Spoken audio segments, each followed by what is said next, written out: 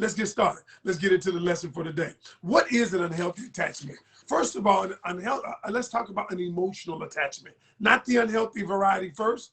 An emotional attachment is something, a person, place, or thing that you are connected to emotionally, okay? Which means that you have a myriad of emotions galvanized together, directed at this one thing, person, place, okay? Period. You're connected emotionally to a person, place, or thing. Now, what makes it unhealthy? What makes the connection unhealthy is when this this emotional connection affects your life in an adverse way. Let me give you an example.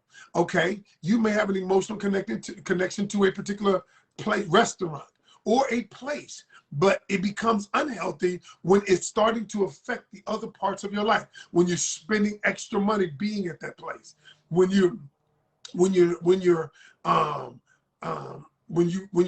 have an attachment to somebody and you cannot stop looking at their social media, it's having an adverse effect on you. You cannot stop looking at the text messages. You cannot, you're on his friend's page or her friend's page. Then it becomes unhealthy. When it begins to have an adverse effect on you or your life, it is unhealthy.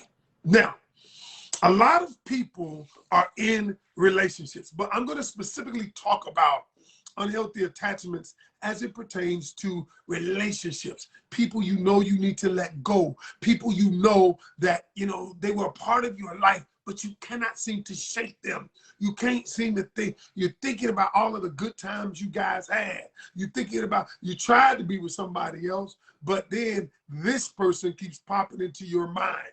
You cannot let them go, and now it's permeating into other parts of your life. That relationship, that emotional connection, emotional attachment has become unhealthy, all right? It has become unhealthy. So at the start of this, let me start by giving you two things. First of all, and I've said it before, but I have to give it to you again. The first, the unholy soul tie. But there's a difference between a soul tie and an attachment, because you can have soul ties with many women. You know that, because sex wasn't meant to be with all these women. It was supposed to be one. However, you don't have an emotional attachment to all of them, okay? There may be one. And then you don't have an unhealthy emotional attachment to all of them. It may be one, because it begins to affect your life in an adverse way. So let me start by saying, number one, what it is. Number one, two things. Number one, emotional connection. What is an emotional connection? An emotional connection is when you feel intense emotion to a person, place, or thing, okay? Now you're connected to them emotionally. You feel intense emotion on a consistent basis to a person, place, or thing. Now, what is emotionally investment? So there's an emotional connection, and then there's an emotional investment. So get this, y'all, and you got to understand the two, because these two are going to matter in a little bit. The emotional investment is when not only do I feel that, but I tell others I feel it. I express my feeling. See, here's the deal. I always tell people an emotional investment is the next level, because whenever you invest something, you're risking. There's risk reward. Whenever you tell somebody how you feel, even the person it's directed at, there's a risk reward investment. So you got emotional connection, emotional investment. Now, all of this leads, you're right, connections are sustainable, attachments aren't. Now, here's the thing. If you are emotionally attached, and it has created something unhealthy, there are only a few ways you can get rid of it, release it, cut it out, and the doctor's gonna give it to you today. So there are 5 ways, and I teach my clients this. And y'all, here's the problem though. I can tell you this all day long. However, if you don't want to do any of the things that I'm saying, you're going to still be attached. It only works if you're willing to work it. It only works if you're willing to work it. So I always tell a person, the first thing is this. Whenever you want to release a emotional attachment, first thing is this. Number one, and I had a client to do this recently. I said, the first thing you got to do is step outside yourself and look at yourself in the third person. Now, here's how you do this. This is not any nefarious thing I'm telling you to do. I'm going to show you how to do it. So here's what I had my client to do. I said, I need you to step outside yourself and look at yourself in the third person. So here's what I tell them to do. I said, okay, now imagine you were telling somebody else, you could see your situation, but it was somebody else, but you're looking at your situation outside yourself. Now I want you to write down everything you see. Tell me what you see. Tell me the good, the bad. Tell me that I love the person with more, what I see is a person loving a person with all their heart. Here's what I see. I see a person who is checking their social media. I see a person who is calling. I see a person who's snooping around. Now I need you to write all of those things down objectively. So the first thing you got to do is step outside yourself and view yourself from the third person. And when you do that, you write down objectively. Don't put any emotion. I said, listen, don't put any emotions into it. Just write down what you see. Don't make it bad. Don't make it good. Don't do any of that. All right, number two. So here's the thing. Once you begin to look at it from the third person, objectively, without any emotion. See, what the third person does is just write down what you see. Just write down what you see and be honest about what you see. The good, the bad, and the ugly. But I don't want you to attach any emotion to it right now. I just want you to see. If the sky is blue, write that down. If it's raining outside, write that down. I need you to write it down from a factual perspective. Okay? You see a person who's checking their social media. All right? So look, all right, first thing, step one. Number two, here's the thing you have to do. This is deep. You have to treat your unhealthy emotional attachment like an addiction. Like an addiction. So get this. So I told my person, I said, the truth is, you want to know the truth? Would you like me to tell you the truth, or would you like me to tell you a lie? She said, tell me the truth, Ken. I said, you have an addiction. No different than alcohol, no different than drugs, opioids, you have an addiction, okay? An addiction that creates a chemical reaction in your body, watch me, okay, that causes you to have a hormone shift that makes you do stupid shit. People on drugs do stupid shit. They'll spend their whole check on the drugs, okay? You are doing stupid shit. So you have a chemical reaction. You are addicted. And so what I say is your attachment, we have to treat it like an addiction. And what do we do with an addiction? I said, okay, first thing we do with addiction is we got to get you some help. You have to, when you have an unhealthy attachment, you have to find a coach, counselor, anybody, therapist, somebody who can direct you, because you have a chemical dependency right now. Not only a chemical dependency, which leads to a physical dependency. That's why you feel bad. That's why you're depressed. That's why the shit is going haywire. That's why your central nervous system feels like it's breaking down. Okay, and what we do when we find an addiction is we create a treatment plan. And part of that treatment plan, Jamil said, I've done stupid shit due to an attachment. Yes, you have.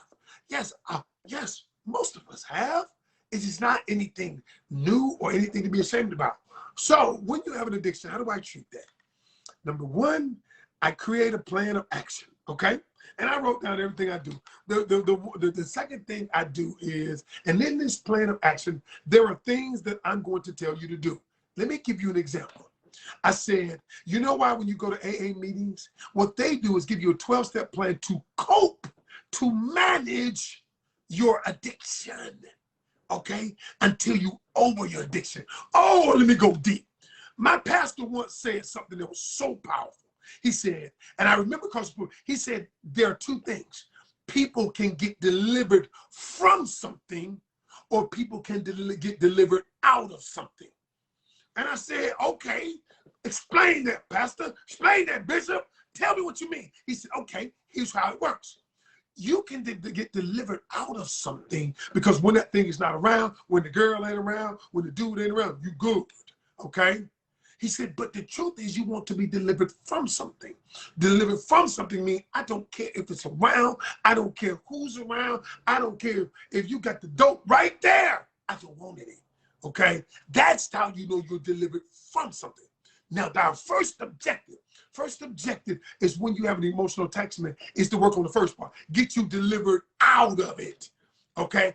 You're not delivered from it. So what we do is we do certain things where we do things like I say you got to, everything lives when it has oxygen. So what I always say when I create my first plan, my plan for the individual, I said you got to cut off the oxygen.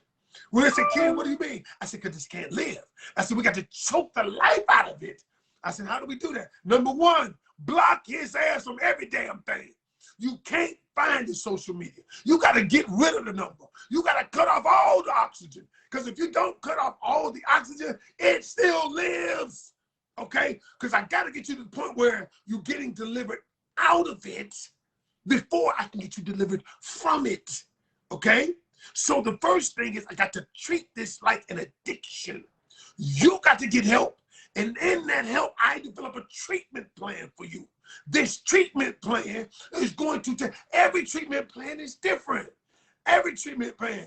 Because listen, when I develop the treatment plan for you, number one, I'm going to cut off the oxygen. Number two, I am going to fill the void because you have this attachment, because you feel like this attachment is filling a void in your life. We got to determine what that void is. You got to determine, you got daddy issues, you got mommy issues, you got trust issues. How did this happen?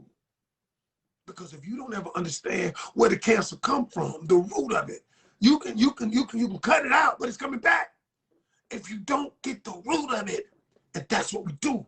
And that's what we do in the dealing with unhealthy attachments, y'all. That's why I always tell people, you got an unhealthy attachment, seek help. Find a coach, find a therapist, find somebody who can help you through it. Why in the hell you so addicted to this food, you busting out his windows and you doing all this shit and you fuck up and you won't seek help because you can't do it on your own. If you could, you would. That's number two. Number three in the future, in the plan that I do is I do what we call future pacing. There's a term called future pacing when you look at your life and you begin looking into your future, and then I help them create the life that they want. Now listen to me carefully. What I do in the episodes of future pacing, I help the person see. I said, tell me what your life looks like if you keep going down this road. And then I help them to create, tell me what your life looks like if your life is happy, healthy, all of the things that you desire. Because the truth is, I ask them, do you want the person or do you want the way the person makes you feel? Okay? And so you're right. A lot of times they think the dick's so good they can't live without his ass, but that's not true. It's mad good dick out there. Like it's mad good pussy out there, y'all. I'm telling you. And so what we have to do is future pace. Now listen, the brain is powerful. And I've got this methodology that I help people begin looking at their future in a different way. Because most of the people who are in addiction, they never look at the future. They just look at the here and now. I just got to get this hit. I got to get this bump right now. I got to get this pussy right now. I'm addicted to her. I'm addicted to him. This is what I got to get right now. And the truth of the matter is I make you look into your future. I make you look at what your life looks like if you keep headed down this road. I begin putting pictures. They have this thing. I have this this technique I use called creating word pictures. And I create word pictures to help people see for a moment's notice what their life would look like if they head down this path or continue heading down this path. I'm telling you, it's powerful. And then number 4, here's what I help them do. I help them to set new boundaries. new boundaries and new standards for themselves. And this is the part where I keep them accountable for the boundaries. Because once you want, one of the ways you end up here is because you either had no boundaries or you've allowed a person to go beyond your boundaries, to penetrate beyond your boundaries. And so what I'm simply saying is, and maybe I'm about to get to that. When you value yourself, your inner being, you will detach and walk away. But that's number 5. That's number 5, to work on your own value, because many people, they won't do it. They do this because they have low self-esteem. They value the other person more than they value themselves. And that's a process. It's easy to say, value yourself. Easy to say, hard to do. Okay, simple. It's simple.